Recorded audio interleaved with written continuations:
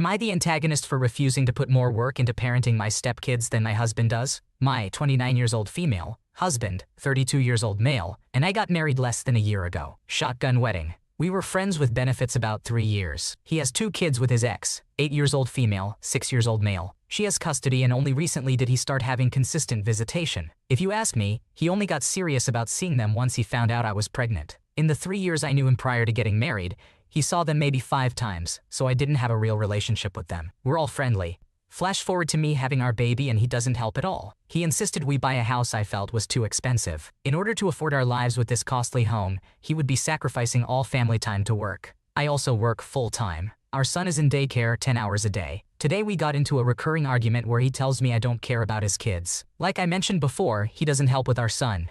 There are days he won't even lay eyes on him. He sees his other kids 3 times a week and spends more time with them a week than our son. He's made comments like, "It's not my job to take care of the baby. I want him back when he can hold a wrench." So today he's talking about how he thinks his ex went out of state and left the kids with a friend. Speculation. He said he should be given the opportunity to watch the kids first over someone else. I pointed out that it would be a bad idea for him to take the kids if she was away for a week, because he couldn't work as much as he needs for our expenses to be covered.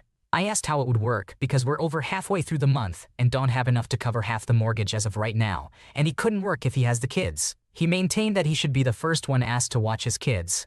I pointed out that me watching the kids while he works isn't him watching his kids. So now he's once again mad at me because he thinks I don't consider them my family. I reminded him again that this is a consequence of his decision to purchase a home we couldn't comfortably afford, and it's not my job to take on his parenting responsibility. He made a comment about how, "You could help, but I know that's hard for you." I asked why I should help with those kids when he doesn't help me with the baby, and that while his other 2 kids have a mother and a father giving them love and attention, my son only has me since he has no interest in him right now, and that because of this I will continue to prioritize my son over my stepkids. I tell him all the time it's ridiculous for him to keep requesting more time with his kids when he wants to spend that time working and expects me to watch them. I've told him before that it feels like he just uses me as a catalyst to screw over his ex, and that he doesn't actually care about what's best for the kids. I don't think it's fair that he expects me to be a present parent to my stepkids when he isn't a present parent to them or our baby. I think it's stupid to fight for time with them for him to then not spend time with them. Am I the a-hole? It sounds like you're caught in a tricky situation balancing family dynamics and financial pressures. It's important for both of you to communicate openly and find a fair solution that considers the well-being of all the children involved. Am I the antagonist for implying to my mom that I won't help her and my siblings out after I turn 18? My mother is a single mother and we are facing difficulties. I am 17 years old male, the oldest, and I have 4 younger siblings, 14 years old female, 12 years old female, 9 years old male, and 8 years old female. We have 2 different fathers. My 14 and 12-year-old sisters and I share a father who abandoned us while my mother was pregnant with my 12-year-old sister. A year later, she found another man who turned out to be bad news, but my mother, in her desperation for a partner, overlooked many red flags. She had 2 children with him, and then he stole from her and left without a second glance, leaving us in a tough situation. After that, my mother leaned on me heavily and asked me to step up, be there for my siblings, and help out more around the house. I did it because I wanted to support my mother and hoped it would prevent her from rushing into another relationship with a problematic man. It was challenging though. Helping with homework, feeding my siblings, and taking on most of the cleaning responsibilities was a lot to handle. My mother still did her part, but she had to work and couldn't always be present. After about a year of this, she started taking out her frustrations on me verbally. She would complain about calls from my school, I still struggle in school, or if I forgot to do something. She would say that I couldn't let her down and needed to act more like an adult and improve. When I was 14, she asked me to start earning money, and I did. I took up odd jobs in the neighborhood for extra cash and got a part-time job a year later, giving all the money to my mother. However, she began directing her stress towards me even more. If I arrived home late from work or school, she would scold me and tell me to be more responsible. If a bill was overdue, she would criticize me for being incompetent or unhelpful. If I couldn't do something, she would question my usefulness. She would remind me that I wasn't a child anymore and needed to stop behaving like one out of the blue at times. Eventually, I grew weary of this constant pressure and started saving money to leave as soon as possible. My mother is unaware of this, and I continue to give her the remaining amount of my earnings, as it is the only way to save without her knowledge. My mother expects me to remain at home and assist for the next few years until my siblings are older. Once I turn 18, I will leave the house and will not consider staying for anyone, not even my siblings. Lately, my mother has been particularly hostile towards me and suggested that I should start looking for a full-time job immediately to contribute as a second full income. I retorted, "It's bold of you to assume I'll be getting a full-time job to help out more," which angered her further. She then scolded me, accusing me of being egotistical and insisting that I must accept it. She called me a terrible person for implying that I could abandon my siblings. She was so loud that my siblings overheard, and they were also upset with me.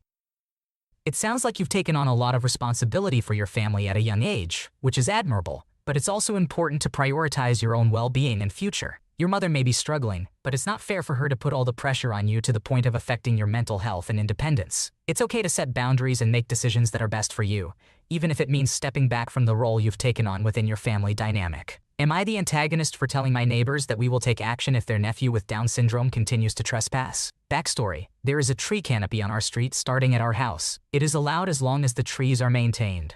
My neighbor has no trees but parks in front of our house under the trees. This doesn't bother me. We had a storm and a branch from our tree fell on their car. They asked for our car insurance. I tried to explain it was covered under the house insurance and gave them that information. I also called my insurance and sent them pictures to start the process. The next day, they came over asking if I had heard anything from my insurance and asked again about car insurance. I asked for their phone and email to give to the insurance agent, gave that information to the agent. He called and left messages, but he called me to verify the information because they never returned the calls. The neighbors asked a couple more times about my insurance over the week. I just told them they have to call them. They seemed to be getting angrier, but they never talked to the insurance agent, and I don't know what they wanted from me. We scheduled tree removal and asked that they remove their car beforehand. During that conversation, the man with Down syndrome, Alec, yelled from behind the door that it was his car. It was explained that Alec inherited it, and he liked to take specific rides in it, and that he is very upset it is damaged. I said I hope that it is sorted soon for him and got glares. After the car was moved, Alec started staring in our windows and throwing items in our yard.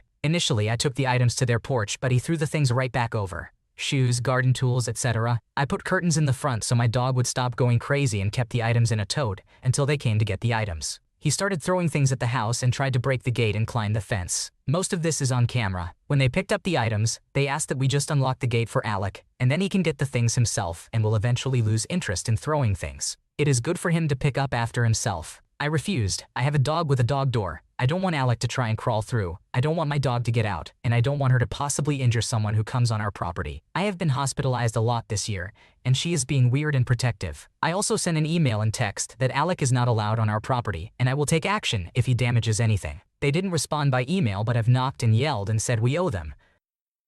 In this situation, it's clear that miscommunication and frustration are at play. It's important to prioritize safety for both Alec and your property, and finding a resolution through respectful communication may help alleviate tensions. Am I the antagonist for refusing to let my half-siblings come to my birthday party? So I, 20 years old male, will be turning 21 in a couple of weeks. I was raised in foster care. In my first foster home, I was placed in the same home as my, not biologically related, brother. The two of us bonded in our 5 years with that foster family, and when they were no longer able to care for us, it was decided we could not be separated because of how much we longed for the other when it looked like we would be. This made it harder for us to be placed, but we stayed together for the rest of our time in foster care. Sometimes foster families would attempt to send one of us back, but the other always insisted they would leave too. All we had was each other, and we were determined to keep each other. He's my brother even if legally and biologically he's not.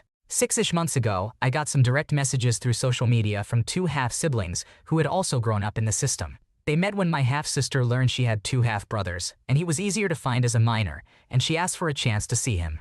I was harder to find, but eventually they both found me and they were all excited, and I was both surprised and also a little curious about them. I was never told about half-siblings. We shared the same mom who did not keep any of us for any real time after our births. It was exciting to talk to them at first, but as soon as I mentioned my brother, their tones changed, and everything I read from them sounded so jealous and possessive. It escalated when my half-sister asked me to stop referring to my brother as my brother. She said they were my real siblings now, and they did not want him to be part of the family they wanted the three of us to build. I told them I wasn't going to discard my brother, and he was always going to be part of my family, so if they refused to accept him, then they didn't want me either. They told me I should be glad I have them now, and I said they were strangers, he was family, and if they wanted a relationship of any kind with me, they needed to accept my relationship with him. They refused but continued to reach out and continued to try and form a relationship with me. They ended up cyber-stalking my brother's social media and found out about my party through his public account, and they asked me why he knew and was invited, but not them. And I said they had made it clear we were having no relationship so wouldn't be invited. They told me they had never said that, and they wanted to come. I said they were not welcome. My half-sister said it was a crappy thing to reject my family for someone not related. I told them their attitude is exactly why I wouldn't let them come. They called me all sorts of names in retaliation. My brother and I changed the venue for my party, so no worries about them crashing. But am I the a-hole for not letting them come? It's completely understandable that you prioritize the bond you share with your brother, given your history together, and it's important to stand by your family connections despite external pressures. Your half-sibling's possessiveness and attempts to dictate your relationships are unwarranted, and it's well within your right to set boundaries and prioritize the family dynamic that you cherish. Am I the antagonist for scolding my niece for the way she's been speaking to her mom? My older sister Mia gave a baby boy up for adoption when she was 18. For many reasons, she did not want to raise him and did not have the means to anyway. Abortion was something our parents, who she still lived with and took some time to get away from, did not agree with, and they expected Mia to raise the baby regardless of any circumstances. But they would not be helping. So Mia fled before she gave birth, and she put him up for adoption. I didn't see her until I turned 18 and fled our parents too. Then we reconnected. Mia went on to get married and have 3 children with her husband. She was honest with him about the baby boy she gave up, and eventually she told her children as well, with the help of a therapist, who said it was important that they know. This was 2 years ago. The kids got therapy afterward as well. The oldest, my niece, Callie, turned 18 4 months ago, and she decided she was going to find her brother and bring him back into the family. She made some comments even then at her mom that she never should have given him up, and how could she not love him. Her dad stepped in and told her she was never to speak to her mom that way. Callie found her half-brother through an online DNA service. He had not used it to find family but to find out risk factors for certain things. He believed he had set his account and results for no DNA matches, but apparently not every box was checked correctly, and Callie found him quickly once she had her results. She reached out and he told her he was not interested in knowing her or any of his biological family and to please leave him alone. He blocked her and then his account was gone. Callie was so nasty to Mia after this, and her parents kicked her out after she refused to stop. She told Mia she hated her, that she was a dirty little slut and a terrible mother. She told her she had no right to give up their brother, and he should have been raised by Mia and raised with her and her other siblings, and Mia ruined that and ruined all their lives. She told her she didn't care what she went through, she was wrong. Mia was so devastated, and she tried to speak to Callie and prevent escalation, but Callie is furious with Mia. Callie reached out to me after a few weeks had passed, and she told me she wanted to live with me. I asked her why she thought I would want her in my home after she treated my sister so badly. She told me my sister was a CNT, and she threw away one of her kids and denied them a relationship with their older brother. She told me I had no idea what it felt like. I told her she had no idea what her mom had been through, and it was not okay to take out her half-brother's lack of interest in a relationship on her mom. She told me I'm not her parent, so how dare I talk to her like she's my kid. She told me I didn't have the right. And I wonder if I did go too far. Am I the asshole? It sounds like you handled the situation with care and consideration, and you stood up for your sister in a difficult moment. It's important to remember that family dynamics can be complex, but it's never okay to disrespect someone in the way that Callie did to Mia. You were looking out for your sister and setting boundaries, so in this scenario, you are not the asshole. Am I the antagonist for not inviting my dad's wife to my mom's funeral? As the title says. Some backstory: my mother and father split when I was 19. She cheated on him with a friend of his and left my dad to be with this person. She was with him till he died 2 months ago. My dad already knew his now wife from work. They had been friends for a long time and got together about 6-12 months after my mother left. Stepmother was always weird with us kids. I have a brother and sister, and made it super plain she didn't like us or want us around. They got married after she stated that he either marry her or they split up, but she never ever liked us, and it was plain. Apart from to him. They have been together for decades now, and it's ruined our relationship with our dad, as he's either turning a blind eye or just doesn't see it. And we were all devastated as after they split, my dad made loads of effort with us, which had not happened before. Of course, new girlfriend syndrome means that wasn't going to last. Not one person in our family or his friends likes his wife, and she has been incredibly rude to other members of his family, not just us. Whenever she attends big events, she dresses inappropriately. Think white in a wedding-style dress at a wedding and a very short skirt to a funeral, and always wants to be the center of attention. He accused us of being jealous of his relationship with her when we tried to raise it with him, even though we actively encouraged it and supported him to move forward. My mom got sick a while ago and was really ill. It then got progressively worse, and her partner had to get extra help in, my sister and brother-in-law, as he couldn't cope. Eventually, we had to put mom in a home a month or two ago as she was too ill to care for at home anymore. My stepdad died a few days after she went into it. He was not happy about her going there. In a horrible car accident on his way to see her, and she died a few weeks later. When I told my dad about mom dying, I asked if he wanted to go to the funeral, and he did, but he asked if his wife could go too, and we all agreed that our mom would not have wanted her there as she didn't like her due to the ill treatment we received. When he was told no, he kept asking and asking, why not even after we'd said it was against mom's wishes, and that it wasn't appropriate. He stated that mom was the one who left him, etc., and wouldn't listen when we asked him to stop. He left it for a while, but the day after the funeral he called my sister and asked her again why not, and we both told him to leave it alone and asked why his wife even wanted to go to the funeral of his ex. To which he said, "She doesn't, she just wants to support me." It appears he is now not talking to us because of this, and I am heartbroken and sad that my dad is so focused on this to the extent that he has. So, am I the asshole not allowing her to attend? It seems like you and your siblings have valid reasons for not wanting your dad's wife to attend the funeral, especially considering the difficult history and tensions between all parties involved. Your dad's insistence on her presence despite your objections is causing further strain, and it's understandable that you're feeling hurt by his reaction. It's important for your dad to respect your feelings and boundaries in this situation, and hopefully, open communication can help navigate through this challenging time. Thanks for watching. When you subscribe, make sure to hit the bell to turn on notifications so you never miss a video. To finish listening to all the stories, check out the playlist in the description.